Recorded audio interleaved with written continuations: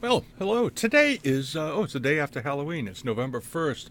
And we take a look at the news overnight and this morning and what's going on. There's a lot of stuff going on. The world's gone absolutely mad.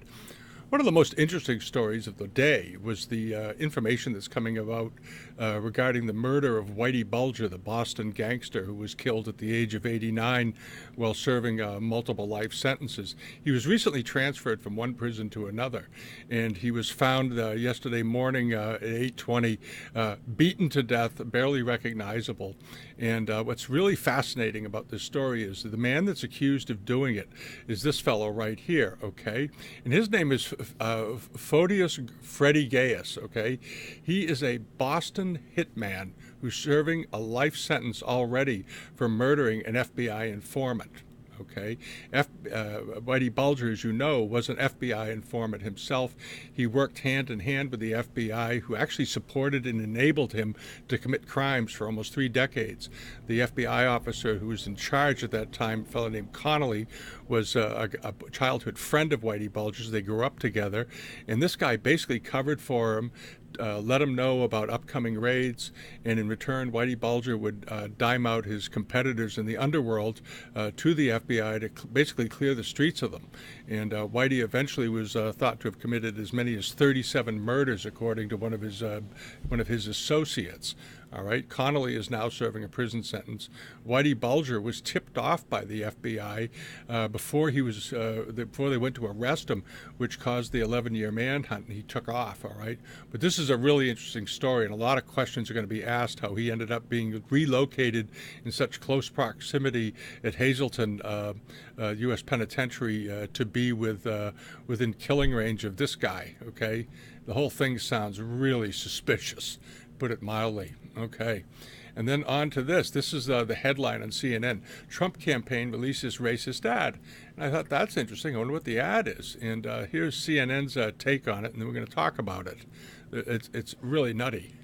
President Trump embracing demagoguery, tweeting the most racially charged political video in decades, demonizing immigrants and accusing Democrats of plotting to overrun the country with criminals. All right. And the video contains this guy. I don't know if you remember who he is. This was a guy that was convicted. He was an illegal immigrant who was thrown out of the country, who came back and was living in a sanctuary city, and he killed 2 police officers. And this is him on the day that he's in trial. Here's the video. And I want you to listen carefully to what this maniac had to say. Ladies and gentlemen of the jury, please step out of the hallway. They're fucking dead. Don't fucking regret. I'll break out soon, and I'll kill more. The only thing that I can regret is if I can just kill 2. I wish if I can kill more of those motherfuckers. I'll kill more guys soon.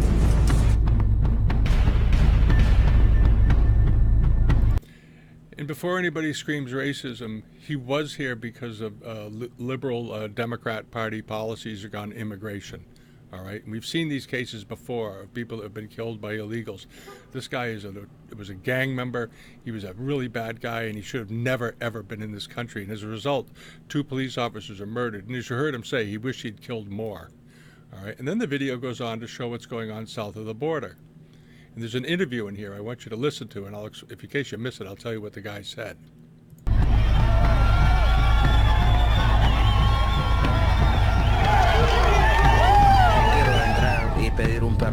He says he wants to apply for pardon for the felony he committed. Attempt of murder. In case you missed it, the guy that they pulled out of the caravan to ask him why he wanted to come to America was seeking refugee status for having been accused of attempted murder in his own country. So he's basically running away. He's hoping to get into the U.S.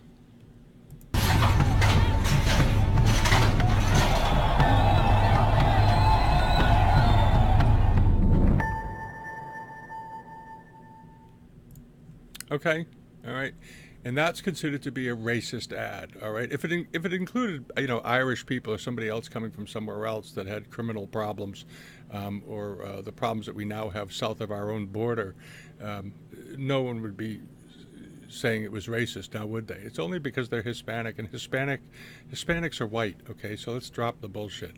But this is the ad they're trying to compare it to. It's the famous attack ad that was done by George Bush against Michael Dukakis on his stance on murder, and it involves Willie Horton.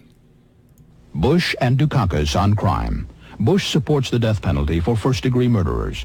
Dukakis not only opposes the death penalty, he allowed first-degree murderers to have weekend passes from prison. One was Willie Horton, who murdered a boy in a robbery, stabbing him 19 times. Despite a life sentence, Horton received 10 weekend passes from prison. Horton fled, kidnapped a young couple, stabbing the man and repeatedly raping his girlfriend. Weekend prison passes. Dukakis on crime. And that's absolutely true. Michael Dukakis, I live in Massachusetts, was a pushover on violent criminals. They were let out often on passes and furloughs. It was extremely lenient, and things were just a fouled up mess when he was here and allowing all that to happen. Okay, there's no doubt about it. The backstory to this is that Willie Horton was arrested in New Jersey for kidnapping, attempted murder, stabbing, and multiple rapes. And the judge, after he was convicted, told the Commonwealth of Massachusetts, who had been requesting that Willie Horton be returned to the state to finish his sentence here before continuing on to take his sentence in New Jersey, told the Massachusetts courts and the jails that Willie Horton is not coming back until he serves his full sentence here, because the judge had absolutely no confidence that Horton would serve his full term, nor would Massachusetts notify him upon the man's release. And he basically told Massachusetts to shove it. Horton got a very long sentence down there. I forget what it was. It was 20 or 30 years. He'll be an old man by the time he comes back to Massachusetts. And then you're on to this. This is a story that could turn out to be a real headache for Cory Booker, should he decide to run for president. Before he was a senator, and he got elected to the Senate in 2016, he was the mayor of Newark. And back in 2014 and 15, the city of Newark told their people that the drinking water was perfectly clean to drink. There was no harm to be found in it. And it turns out that about 15,000 lead pipes run through the city connecting houses, and the children there are turning up with abnormally high levels of lead in their systems. It's an extremely dangerous situation, and it's not too much different than what's going on out in Flint, Michigan, that had everybody so worked up a couple of years ago, and rightfully so. But this is the Newark water system, and Cory was the mayor back then, and they released a statement and said that the water is all set to drink, you're all set. And apparently that was not the case, and I think this is going to come back to bite him in the ass if he decides to move on to higher political office, because he basically lied to his own constituents. All right, and here's the forecasting right now as far as 538 is concerned on the upcoming midterms the next week. They're giving almost an 85% chance of the Democrats taking back the House, not the Senate. They're not going to get the Senate, and they may lose some seats in the Senate, but right now, from the forecaster's standpoint, it's a pretty good likelihood the Democrats are going to take the House back, which will make things really interesting in Washington. But 538 was wrong in the presidential election, so we'll see how that goes. All right, and this is an interview that Trump did in the wake of this whole mess with this terrible synagogue shooting, and how the media is trying to spin him as the cause and not the anti-Semitic lunatic that did it. And they're saying it's his rhetoric and all this, and because they can't make the idea that he's actually an anti-Semite stick because of this. When you hear people use the phrase anti-Semitism to describe anything connected to you, you have a Jewish daughter, you have grandchildren who are Jewish. What's your... All right, not only are his grandchildren and his daughter and his son-in-law Jewish, but so is half of his cabinet.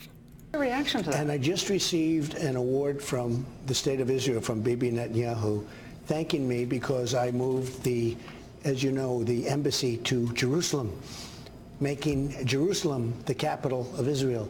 And I just did that. Now, how many presidents said they were going to do it and they never did it? Many, many presidents. I won't go over the names, but I can tell you every one of them. I can tell you what every one of them said. I just opened up, and we opened it up. We didn't just name it. You know, it was going to take years and years to build, and it was going to cost over $1 billion. I opened up a beautiful building for $400,000, already opened, saved well over $1 billion. and it's opened after 4 months. And you were criticized for that, too. You were criticized at the time, I believe, for being too pro-Palestinian, and now you're criticized on the other side. And in fact, this horrible human being, this terrible person that did the shooting, he was not a Donald Trump fan because he said I was too close to Israel. All right, and there you have it. But the nugget in the middle of that story was about the embassy being moved to Jerusalem. The estimates of the construction costs are between $950 million and $1.3 billion as an estimate. And you all know about government estimates. They usually come in at about double or triple what the original number was, and would have taken years to build. All right, bear in mind the big dig in Boston was going to originally cost $2.5 billion and ended up coming in at just a little under $18 billion. All right, but nobody in the media mentions that he saved the country just billions on one building on an embassy. All right, and I'm all in favor of what he did. So that's an interesting story. All right, and the guy isn't an anti-Semite at all. Christ, he's the biggest friend Israel's had in 20 years. All right, and then on to this. This is, by the way, whatever happened to Jamal Khashoggi? Have anybody noticed how that disappeared off the radar screen? Gone, okay? Nobody's covering it. Nobody's talking about it anymore because it was a bullshit story and everybody knew it. And it was basically a placeholder until something better came along. Well, something better did come along. It was the lunatic bomber, and now that thing is going to be dying on the vines. Okay, now we have this story. This is a really strange story. 2 Saudi sisters were found dead in the Hudson River, duct taped together. They were from down south. One of them was going to college in Boston. The other sister missed her, came up to join her, and bang, they were found dead in the Hudson River. There's a lot of mistaken stories going on about this, about how they were trying to get asylum to go back to Saudi Arabia and all this other stuff. Apparently that wasn't true. The AP had the story completely wrong. Apparently they had to retract it. There's something about this story, and I'm waiting to see where it goes, but it's going to be interesting. And then on to the mail bomber, okay? Now let's get one thing straight. What we've learned now is that the mail bomber didn't actually mail any actionable bombs. They didn't have detonators in them. They couldn't have gone off no matter what. The timers weren't connected to anything. The whole thing was just to scare everybody. And I suspect in the end he's just going to be charged with terrorism and illegally maybe mailing containers of gunpowder. I don't know.